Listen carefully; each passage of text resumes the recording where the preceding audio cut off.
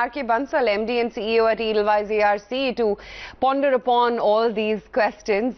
Mr. Bansal, thanks so much for taking the time out and joining it. Now, the NCLT has approved ArcelorMittal's takeover bid. How positive would you say this is for Edelweiss ARC?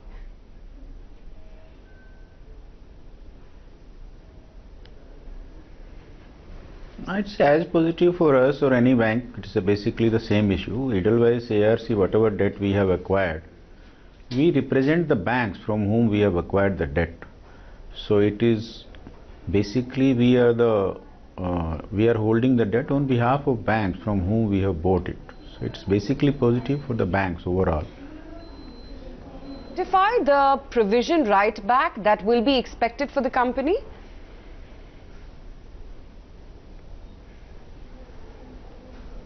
In case of banks, yes, most of the banks I think have made 100% provision.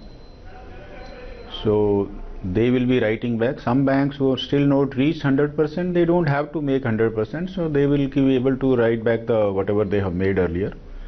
So, and it will be recovery. Like us say somebody has made 80% provision, and if recovery is about 85%, so naturally they can reverse the 80% of that provision which has been made. Okay. Mr. Bansal, do you see the Essar Steel resolutions as one of the biggest victories for India's fight against bad loans?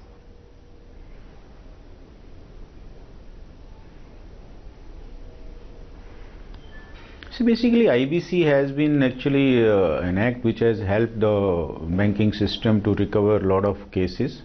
So in individual cases, I don't think we should comment on that way that one case is a victory or not. I am only saying that IBC itself is a victory over the way the resolutions were earlier happening. So which has given creditors and bankers a big say, and first time bankers are in a position to actually force the resolution. Talk about the entire process, the NCLT and the IBC, etc. You know, a lot more methods have been launched now for better asset resolution. Do you think perhaps the recent hurdles, the initial hiccups which we've had are now perhaps getting more streamlined, and will this lead to a better resolution process in the coming years?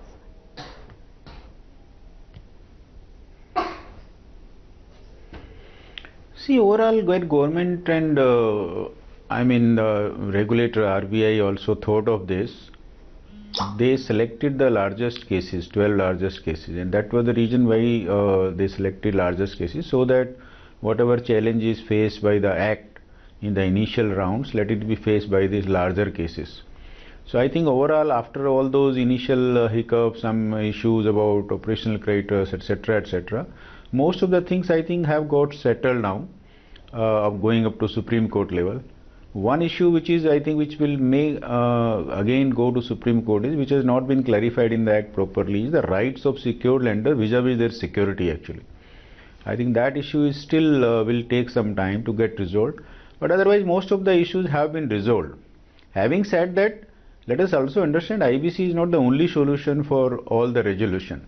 In fact, IBC, whichever you are seeing the big cases which are working, these are mainly in commodity sector, and where you have asset has a great value, there is a strategic interest.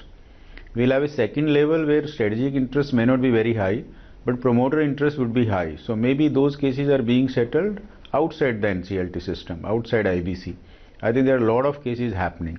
Then there will be a lot of assets which don't have value today perhaps, but there is an upside.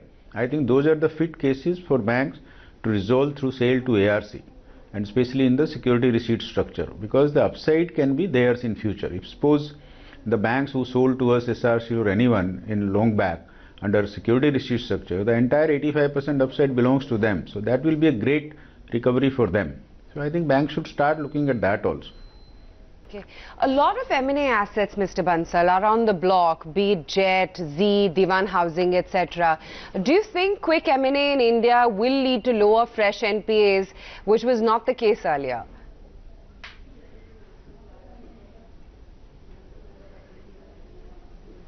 So IBC, as I said, IBC is helping in resolving some of the cases and maybe is a faster system.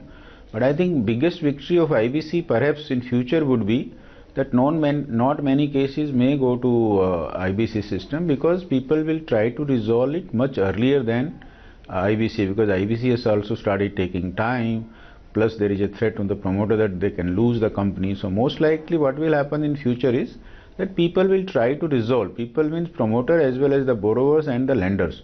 They will try to resolve the cases outside NCLT system. And many cases like say, I mean what you are referring to, airline and all these type of cases are anyway not fit for NCLT, because if 9 months or 1 year your business is not running properly, then you can lose the entire business. So I think these cases need to be resolved outside. Right now, recently, you had the Emami's promoters selling stake in order to reduce the pledge percentage.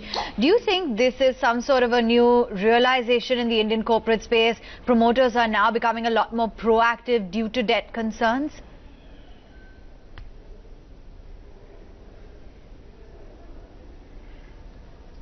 So in overall, naturally, there is a deleveraging is going, I think, throughout the corporate sector, whether it is by way of multi-level holding companies, whether it is by way of loan against shares.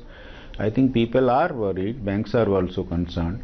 So wherever there is a high leverage, it could be in any shape. I think borrowers are trying to reduce their leverage wherever it is feasible. If it is not feasible, it can take some time. And if you can't reduce, then finally you end up going through the legal routes. But otherwise, I think I agree with you that and IBC is one factor which is, let us say, helping in some way. People have to reduce the leverage. Okay, what's your outlook on the overall ARC business? In India, while here it perhaps is still small, do you see further opportunities or better opportunities in the sector going forward?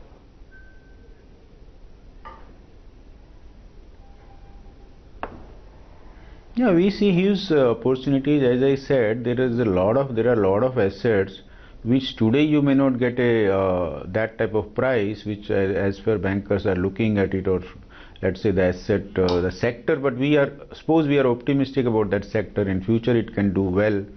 So I think those businesses are very good to be resolved through sale to asset reconstruction companies, so that I think overall there is a very good business, because there are still, other than a few big assets where a strategic interest is there are good business opportunities for financial investors like ARCs or funds. You can do either a settlement funding in many cases where promoters are keen to hold the assets, or basically you can buy the assets and then work with those assets, provide additional funding if required, and get the upside. Alright, we'll let you go on that note. Appreciate you taking the time out, joining in and giving us a sense as to what exactly the Essar resolution means. Are we going to see speedier resolution for bigger cases, and how the ARC business is poised for growth?